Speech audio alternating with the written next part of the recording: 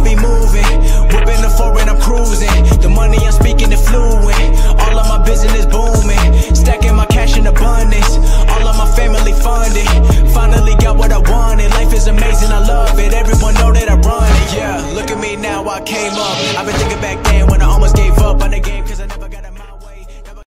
Yo les postos, c'est Sacha, bienvenue dans cette nouvelle vidéo Mercato et Actu Foot et on commence avec la vente de l'OM, le club racheté par Boudjelal et des fonds du Moyen-Orient, alors qu'il était censé devenir ce vendredi le nouveau président du Sporting Club de Toulon relégué en National 2. Mourad Boudjelal est associé à un possible rachat de l'OM par l'équipe et VAR Matin, sacrée bombe lâchée ce matin par VAR Matin. Et l'équipe, selon les deux quotidiens, Mourad Boudjelal porte un projet de rachat de l'OM et rêve de récupérer le club phocéen. Alors qu'il était censé devenir le nouveau président du Sporting Club de Toulon ce vendredi, l'ancien boss du RCT avait déjà confié à plusieurs reprises ces dernières semaines qu'il disposait d'un autre projet pharaonique dans le monde du football. La semaine passée, VAR Matin précisait qu'il s'agissait d'un projet de rachat de club de Ligue 1 sans donner de nom. Ce matin, le quotidien varois assure ainsi qu'il s'agit bien de l'OM et que Mourad Boudjelal est depuis des mois au cœur de négociations secrètes avec des émissaires du Moyen-Orient prêts à injecter des centaines de millions d'euros dans l'OM. On évoque même des sommes hallucinantes, des fonds d'ailleurs étatique à faire pâlir le PSG, écrit le journal.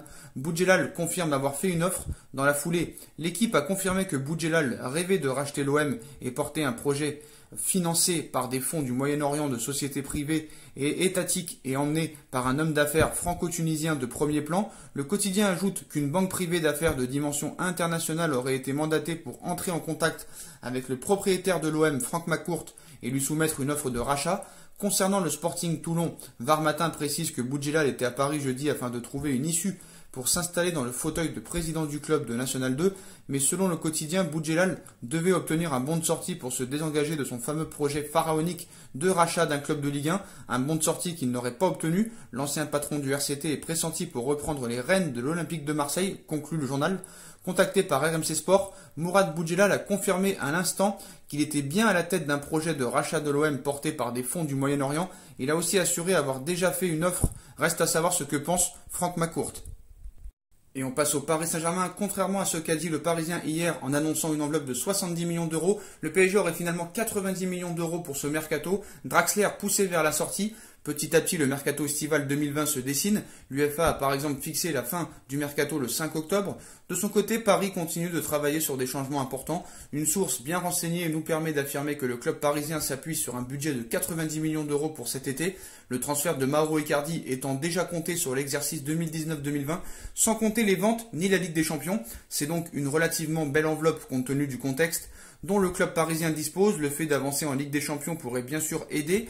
Le directeur sportif Leonardo a d'ailleurs récemment évoqué l'importance du fait que la grande compétition ne soit pas terminée et le PSG a aussi en tête d'utiliser des prêts avec option d'achat pour lisser ses dépenses et donc pouvoir réussir à un recrutement intéressant sans se mettre en difficulté vis-à-vis du fair play financier. Draxler aimerait rester mais le PSG veut son départ.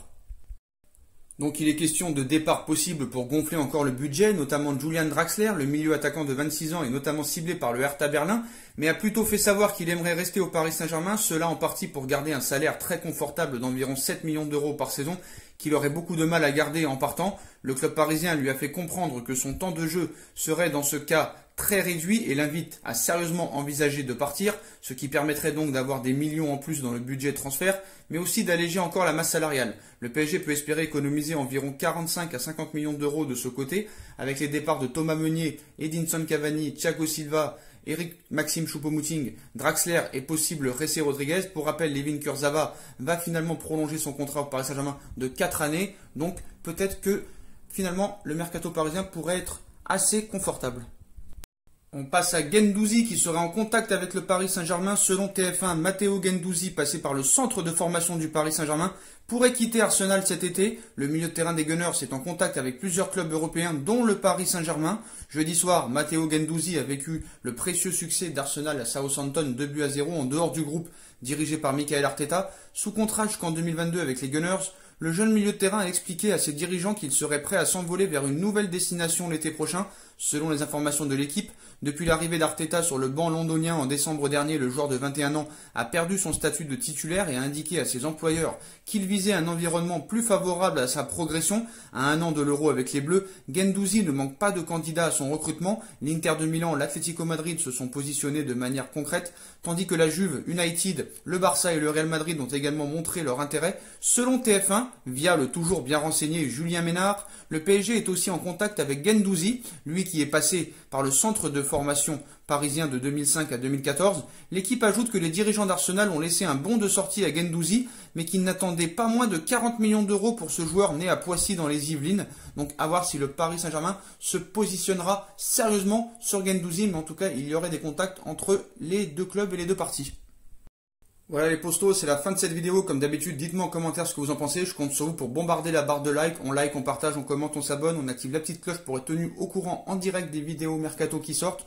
On me rejoint sur mes différents réseaux sociaux ainsi que sur Utip et sur ma deuxième chaîne YouTube No Feeling qui sera en bas en lien en description. Voilà les postos, je vous souhaite à tous une bonne continuation, prenez soin de vous et à très vite pour une nouvelle vidéo les postos. Tchuss.